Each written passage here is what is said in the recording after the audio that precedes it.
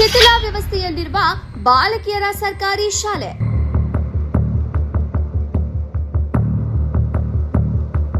ಕಣ್ಮುಚ್ಚಿ ಕುಳಿತ ಜನಪ್ರತಿನಿಧಿಗಳು ಹಾಗೂ ಅಧಿಕಾರಿಗಳು.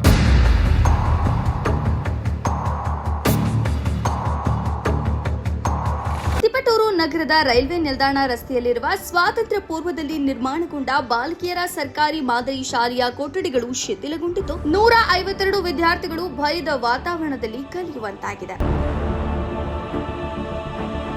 ಈ ಶಾಲೆಯಲ್ಲಿ ಎಲ್ಜಿ ಪೂರ್ವ ಪ್ರಾಥಮಿಕ ತರಗತಿಯಿಂದ 7ನೇ ತರಗತಿಯವರೆಗೆ ಇದ್ದು 9 ಕೊಠಡಿಗಳಿವೆ. ಅವುಗಳಲ್ಲಿ 7 ಕೊಠಡಿಗಳು ಸಂಪೂರ್ಣವಾಗಿ ಶಿಥಿಲಗೊಂಡಿವೆ. ಚಾವಣಿಯ ಸಿಮೆಂಟ್ ಕಿತ್ತು ಬೀಳ್ತಾ ಇದೆ. ಮಳೆ ಬಂದಾಗ ನೀರು ಹರಿಯುತ್ತೆ. ಗೋಡೆಗಳು ತೇವದಿಂದ ಕುಸಿಯುವ ಸ್ಥಿತಿಯಲ್ಲಿವೆ. ನಗರದ ಮಾವಿನತೋಪು, ಗಾಂಧಿನಗರ, ಬಂಡಿಹಳ್ಳಿ, ಇಂದಿರಾನಗರ, ಗೊರಗೊಂಡನಹಳ್ಳಿ, ಕೋಟೆ ಭಾಗದಿಂದ ಬಡ ಅಲ್ಪಸಂಖ್ಯಾತ ಮಕ್ಕಳು ಹೆಚ್ಚಾಗಿ ಇಲ್ಲಿಗೆ ಬರ್ತಾರೆ. ಉದ್ಯೋಗ ಅರಸಿ ಬಂದಿರುವ ಉತ್ತರ ಪ್ರದೇಶ, ಬಿಹಾರ ಮತ್ತು ರಾಜಸ್ಥಾನದ ಕುಟುಂಬಗಳ ಮಕ್ಕಳು ಈ ಶಾಲೆಯಲ್ಲಿ ಕಲಿಯುತ್ತಿದ್ದಾರೆ. ವಿದ್ಯಾರ್ಥಿಗಳ ಸಂಖ್ಯೆಗೆ ತಕ್ಕಂತೆ ಸಮರ್ಪಕ ಶೌಚಾಲಯವಿಲ್ಲ.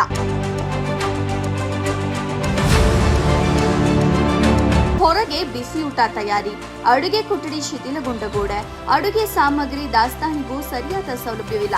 ಅಡುಗೆ ಮಾಡುವಾಗ ಮೇಲಿಂದ ಮಣ್ಣು ಉದುರುವ ಆತಂಕದಿಂದ ಸಿಬ್ಬಂದಿ ಬಯಲು ಪ್ರದೇಶದಲ್ಲೇ ಅಡುಗೆ ತಯಾರಿಸಬೇಕಾದ ಅನಿವಾರ್ಯವಿದೆ. ಕಲಿಕೆಯಲ್ಲಿ ವಿದ್ಯಾರ್ಥಿಗಳು ಮುಂದಿದ್ದಾರೆ. ಕ್ರೀಡೆ, ಪ್ರತಿಭಾ ಕಾರಂಜಿ, ಜಿಲ್ಲಾ ಮಟ್ಟದಲ್ಲಿ ಪಾಲ್ಗೊಂಡಿದ್ದಾರೆ. 7 ಖಾಯಂ ಶಿಕ್ಷಕರು, ಒಬ್ಬ ಅತಿಥಿ ಶಿಕ್ಷಕರಿದ್ದಾರೆ. ಸ್ಟೇಟ್ ಬ್ಯಾಂಕ್ ಆಫ್ ಇಂಡಿಯಾ ಹಾಗೂ ಹಿರಿಯ ವಿದ್ಯಾರ್ಥಿಗಳ ಸಹಾಯದಿಂದ ಕಂಪ್ಯೂಟರ್, ಪೀಠೋಪಕರಣ ಲಭ್ಯವಾಗಿದ್ದರೂ ಅವುಗಳ ರಕ್ಷಣೆಗೆ ಕೊಠಡಿಗಳು ಸುಸ್ಥಿತಿಯಲ್ಲಿಲ್ಲ. ಇಂತಹ 100 ವಿದ್ಯಾರ್ಥಿಗಳಿಗೆ ದಾರಿದೀಪವಾಗಬೇಕಾದ ಶಾಲೆಗೆ ಇಂದು ಅಭಿವೃದ್ಧಿಯಾಗಬೇಕಾಗಿದೆ ಎಂದು ಸ್ಥಳೀಯರು ಹಾಗೂ ಪೋಷಕರು ಒತ್ತಾಯಿಸಿದ್ದಾರೆ. ವರದಿ ಮಂಜು, ಗುರುಗದಹಳ್ಳಿ.